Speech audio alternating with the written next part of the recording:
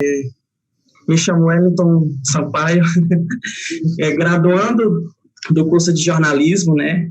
Boa noite a todos que estão aqui, os meus colegas, meus amigos e minha família também que está aqui em peso. Enfim, a todos que me acompanham. Saúdo em especial a banca examinadora, a minha orientadora e nossa coordenadora, professora Socorro Cruz, a querida professora mestra Tatiana Dourado e com muito carinho o professor especialista Yuri Ribeiro.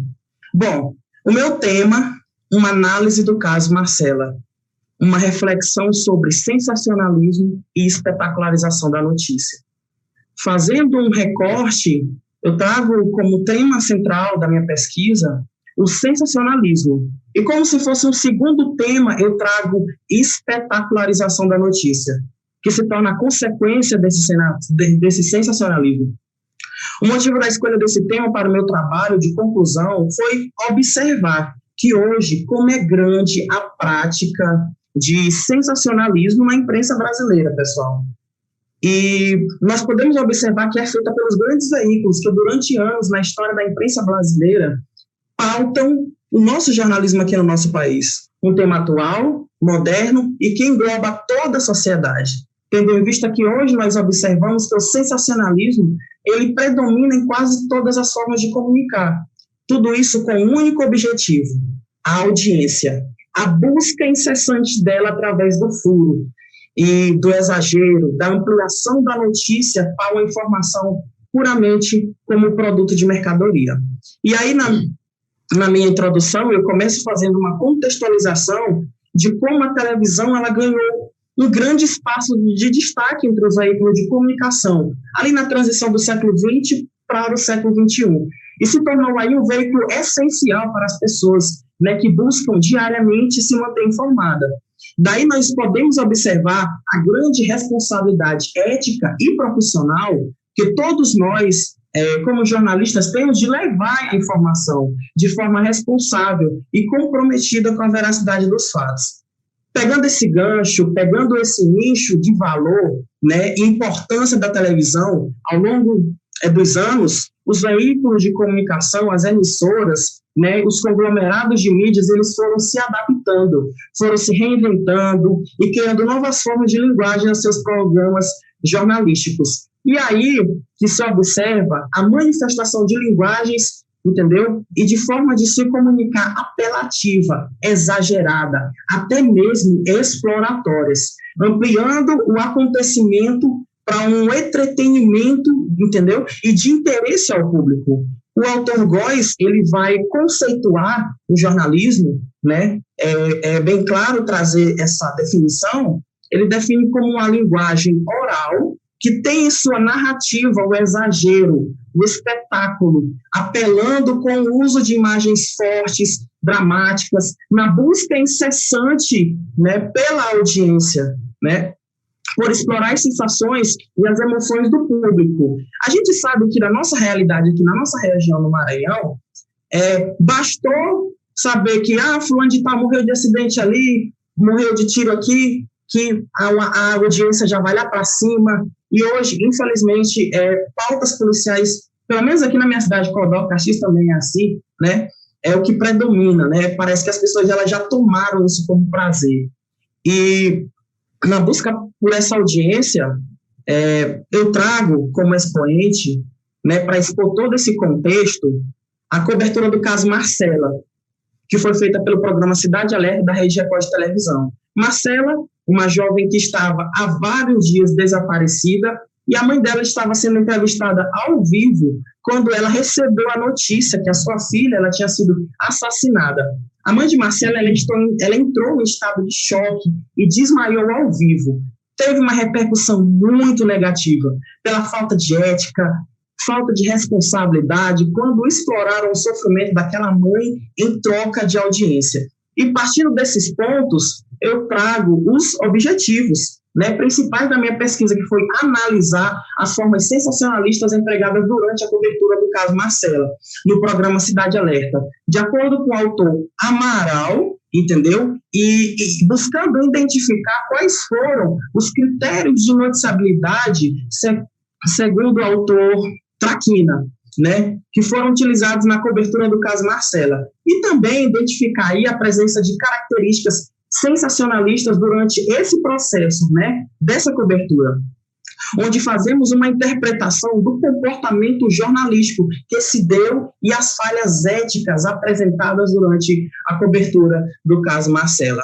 Como eu já mencionei, fazendo uma descrição detalhadamente do caso Marcela, ele foi exibido no dia 17 de fevereiro desse ano, entendeu? E ganhou uma repercussão grande no país, principalmente nas redes sociais, pela falta de ética e sensacionalista que se deu. Marcela, ela foi uma jovem de 21 anos, e ela estava desaparecida há 9 dias. E depois é que ela brigou com seu namorado em Guarulhos, São Paulo, entendeu? E durante a edição do programa, no Cidade Alerta, no dia 17 de fevereiro, no ar, ao vivo, o programa fazia a cobertura ali do caso.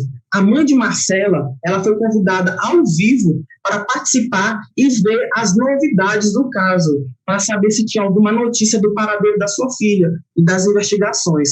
O advogado do namorado de Marcela, ele estava também ao vivo na transmissão, ele conversava ao vivo com o apresentador do programa e ele disse, né, ao vivo, que o seu cliente, namorado de Marcela, ele confessou o crime, né? E aí, Luiz Barsi, que é o apresentador, ele se surpreendeu, botou a mão na boca, muito assustado, né? E a mãe de Marcela, que também estava na transmissão ali ao vivo, ela, da sua casa, né? Ela, na entrevista ao vivo, ela começou a entrar em estado de choque, de desespero, gritando muito, não, ele não fez isso com a minha filha, ele não fez isso com ela, até que ela chegou a desmaiar. E tudo isso estava sendo transmitido no ar, até que a transmissão ela foi cortada pelo apresentador. E isso gerou muitas críticas pelas pessoas nas redes sociais, como, por exemplo, até que ponto chegou o jornalismo do nosso país? Esse é o pior jornalismo que existe, que lixo de jornalismo é esse? A Rede Record já é acostumada a fazer isso, não deveria ser chamado de emissora, e duras críticas ao apresentador e à emissora. A Rede Record ela retirou a matéria original das redes sociais do programa e do portal, né, que tinha como título, hoje no caso Marcela, namorado acusado pela mãe na polícia agora. E Góes, ele vai dizer que a prática sensacionalista busca apelar às sensações do público, a exibição do sofrimento daquela morte, daquela mãe, ao saber da morte da filha, na transmissão ao vivo em um programa telejornalístico.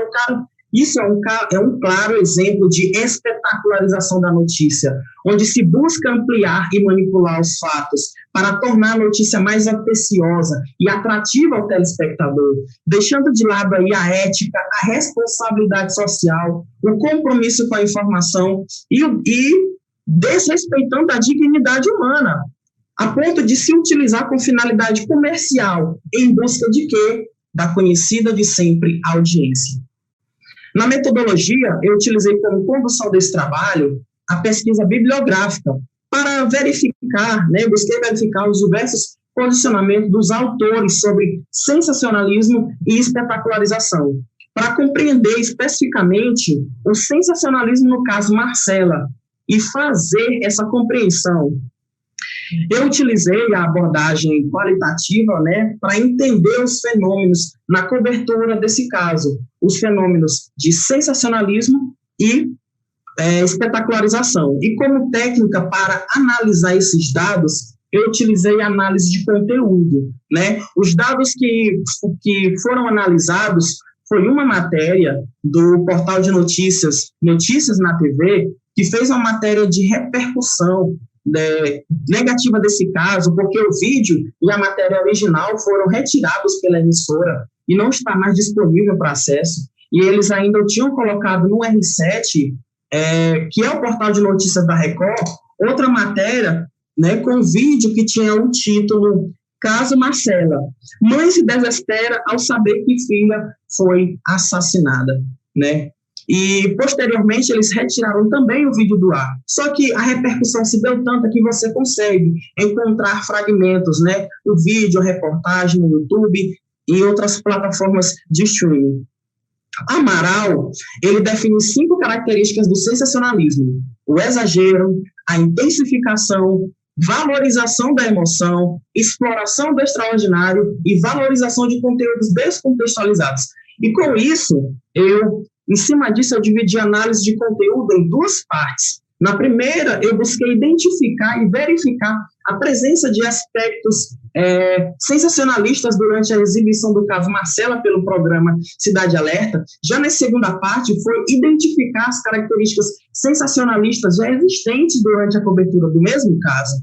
Na primeira análise, que foi seguindo os critérios de noticiabilidade de Traquina, né, que os critérios de noticiabilidade é um conjunto de elementos que os veículos de comunicação utilizam como base para selecionar as informações, né, os acontecimentos que são considerados notícia, aquilo que terá como valor como notícia, né, que são considerados para virar pauta. E foi verificado a presença de 5 critérios de noticiabilidade. O primeiro, a notoriedade, relevância pelo impacto que causou a notícia, a ampliação, né, como, por exemplo, a presença da mãe na cobertura do caso Marcela, e que ela já estava aflita pelo desaparecimento da sua filha, amplia mais ainda o fato propriamente dito. Personalização, como a própria notícia já informa, caso Marcela, né? E aí a dramatização, que é o ápice, quando a mãe ela desmaia, a notícia ela assume aí um teor dramático, gerando todo o espetáculo da notícia. Na segunda análise, que foi segundo as características sensacionalistas, 4 eu facilmente identifiquei, no caso Marcela, que foi o exagero, a intensificação, pois a presença da mãe ali ao vivo já é com o intuito de tornar a notícia ainda mais impactante, né? Valorização da informação e exploração do extraordinário, porque é difícil de se ver uma mãe recebendo a notícia da morte da sua filha em uma transmissão ao vivo para todo o país. E diante disso, eu obtive como os principais resultados que o Código de Ética dos Jornalistas Brasileiros ele foi totalmente descortinado, como diz a professora Tatiana Dourado, e mostra que o programa e a emissora não levam em consideração o código que rege a prática jornalística em nosso país. No artigo 11, ele alerta que o jornalista não pode divulgar informações sensacionalistas, contrárias aos valores humanos, especialmente em cobertura de crimes e acidentes. Na conduta ética, ele também mostra no artigo 4º que o compromisso fundamental do jornalista é com a verdade dos fatos, entendeu? No relato dos fatos, razão pela qual deve se pautar o seu trabalho, pela precisa apuração e pela correta divulgação. E não é só nesse caso. O programa Cidade Alerta ele já demonstrou também em outras coberturas que não respeita a ética profissional. E levando para o âmbito geral, nós podemos perceber que desde as grandes empresas jornalísticas, passando pelas regionais, estaduais e chegando às locais, são catástrofes, as formas como alguns programas, né, da notícia que é se dada, no telejornalismo é um sensacionalismo exagerado, exacerbado, a ponto de manipular a informação, fazendo dela um produto de mercadoria para que se venda por meio da audiência. Na segunda-feira, minha colega Laniela, ela apresentou também aí um caso que foi emblemático pela prática sensacionalista, a cobertura do caso da jovem Eloá, né, e a polêmica ali da apresentadora Sônia Abrão. Eu também lembro, né, que a professora Tatiana, você destacou, professora, que esse olhar crítico que a graduação ela nos traz, né, e esse reforço chamando... E eu reforço chamando a atenção dos colegas, entendeu? Que nunca viemos, pessoal, perder esse olhar. Mesmo que o mercado e as linhas editoriais dos veículos venham, de alguma forma, influenciar no nosso comportamento, porque a nossa profissão ela tem muito disso. Professora Tatiana, hoje não é só a gente aqui da graduação, mas hoje boa parte da sociedade ele já tem esse olhar crítico, mas muito ainda precisa ser feito. Da década de 90 para cá, já se tem um olhar crítico mais sobre esse jornalismo moderno, a sociedade, todos os meios, mas muito ainda precisa ser feito, porque a imprensa marrom, como a gente denomina a imprensa sensacionalista aqui no Brasil, e pautada, influenciada pela imprensa nos Estados Unidos, que lá eles chamam de imprensa amarela, e aqui nós chamamos de imprensa marrom, é grande, é muito grande. E aí, depois do que foi posto, eu posso concluir dizendo que a análise do caso Marcela, ela reflete de como o sensacionalismo ele ocorre, pessoal, no contexto real, é real, assim como a identificação das várias formas, né, da linguagem sensacionalista no meio televisivo. E a cobertura do caso pelo programa Cidade Alerta, ele teve, sim, prática sensacionalista, concluo dizendo isso, ultrapassando todos os limites como veículo de comunicação e cometeu imensas falhas éticas, como já disse anteriormente, né, segundo o Código de Ética dos Jornalistas Brasileiros, e por isso, a minha pesquisa, ela atingiu todos os objetivos mencionados no início, onde se teve realmente sensacionalismo e espetacularização da notícia, no caso da cobertura do caso Marcela, e que é algo ainda muito presente no meio televisivo brasileiro. Muito obrigado a todos.